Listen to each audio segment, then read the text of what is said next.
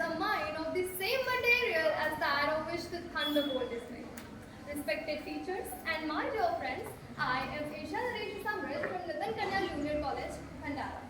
Swami Vivekananda had dreamed of a youth with thunderbolt-like willpower, youth who would build the entire nation. But let us be honest, if he looked at it today, would he see that thunderbolt or just the thumbs scrolling on the screen?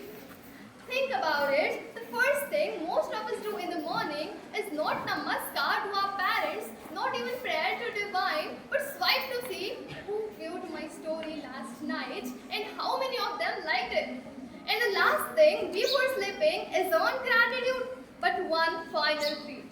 And if the Wi-Fi goes off for 2 hours, the whole house turns into the disaster zone. Doesn't it sound like addiction? But this is not just a theory, okay? In Nepal recently, when the government banned social media, the young people, the Gen Zs got so angry that they burned their own parliament building. Can you imagine the whole democracy shaken, not for jobs, not for education, not even for the justice, but only for the social media. And this is the dangerous grip we are talking about today. And the numbers, they are frightening. Globally, nearly 4.8 billion people use social media, like more than half of the planet. In India, 93% of the teenagers are active online, and youths between 13 to 22 are the most vulnerable. Why? Because the teenage brain is more sensitive to dopamine, and that thing of a like or notification feels like a dream. Psychologists even called it digital coping.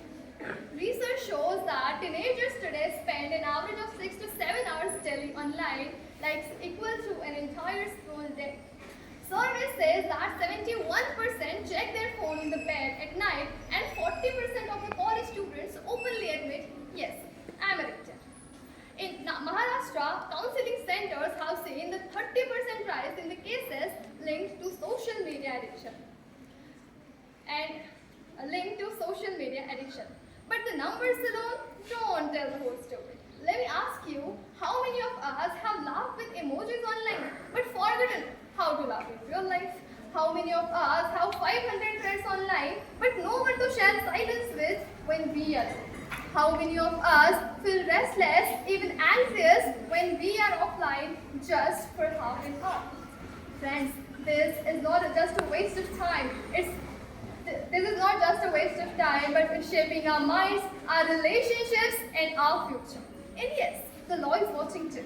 The IT Act 2000 punishes cyberbullying and fake news with 3 years jail and heavy fines. The Juvenile Justice Act is especially important because the under 18s are both the most addicted and most exploited. The Digital Personal Data Protection Act 2023 tries to protect our private life. But tell me honestly, do we ever read the terms and conditions?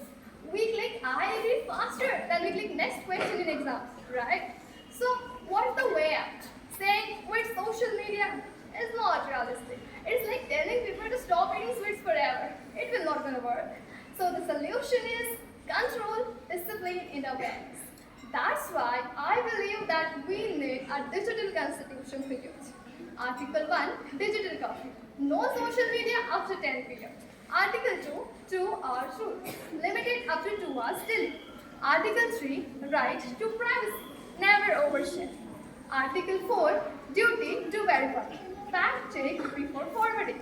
Article 5, age awareness.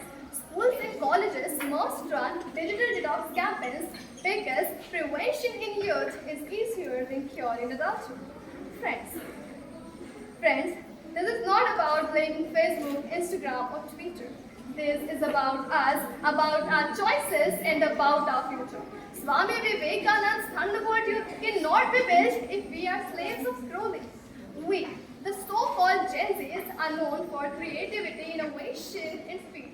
But why should we waste that talent in likes and reels?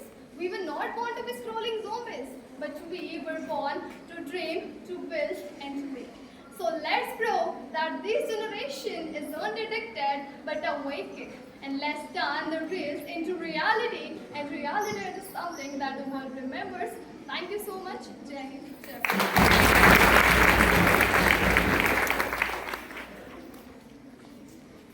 ज्ञान भी बहुउद्देशीय